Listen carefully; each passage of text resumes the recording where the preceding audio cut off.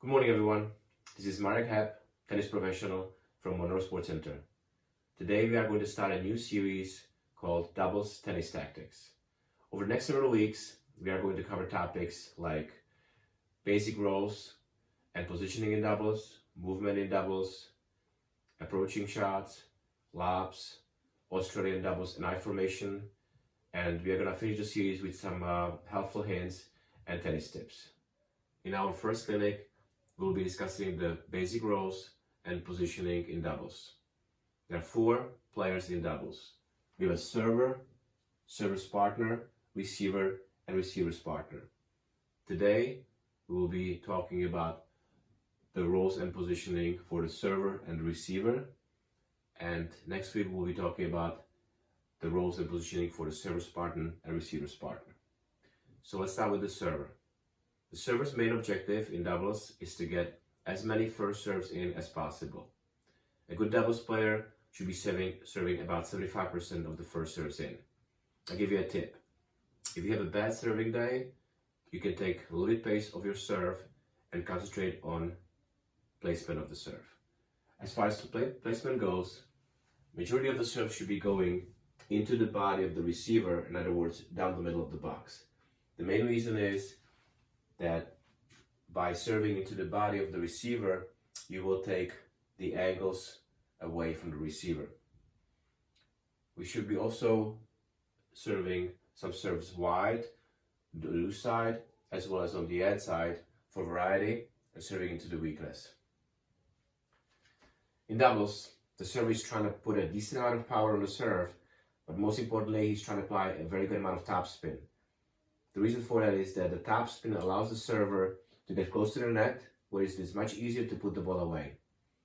If the server decides to come to the net, he's going to be hitting majority of the first volleys from the mid-court volley area, where his main objective is to hit the volley back deep cross-court, and change the receiver to give me a easier ball to put the ball away when he gets close to the net. Finally, it is very smart for the serving team to mix up the basic classic positioning with some Australian doubles positioning or I formation. We are going to cover these strategies in a separate clinic. As far as starting position goes for the server can start anywhere between the center hash mark and the double sideline. Most common starting position for the server is closer to the single sideline. Now, we could take a closer look at the receiver. The receiver's main objective is to get as many returns back in play as possible. There's a saying in doubles that the receiver should not miss any wide returns. Also, the receiver has to decide with the receiver's partner on the starting formation. There are pretty much 2 options. They can do the classic formation, 1 up, 1 back, or they can both start on the baseline, where this is more common at the advanced level, where the server creates a lot of pressure on the receiver. As far as movement goes for the receiver wants to be always stepping forward when the server tosses the ball up, and split step when the server is about to hit the ball. The receiver also wants to make contact with the ball in his strike zone. What is the ideal strike zone in tennis? It's anywhere above the knees and below your chest. The receiver is not trying to hit outright winners.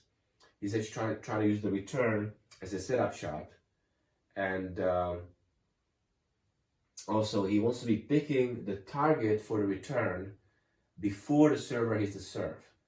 That allows him to actually focus on hitting the ball rather than focusing on what the server or what the server's partner do. As far as starting positions for the receiver should be starting anywhere between the center hash mark and the double sideline. However, the most common starting position for the receiver is starting close to the single sideline. Depending on the power of the serve, the receiver should be either moving up on a weaker serve or moving further back on a more powerful serve. When dealing with very aggressive serving team who serves at volley a lot, a great technique and tactic is to use a lot of lobs.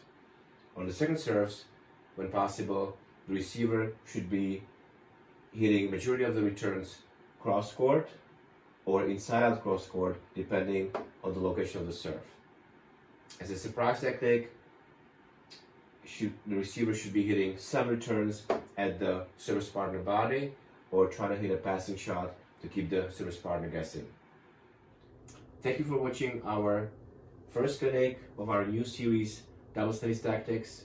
If you have any questions or comments, please leave them on our Facebook page. In the meantime, please be safe and stay healthy. Looking forward to seeing you next time.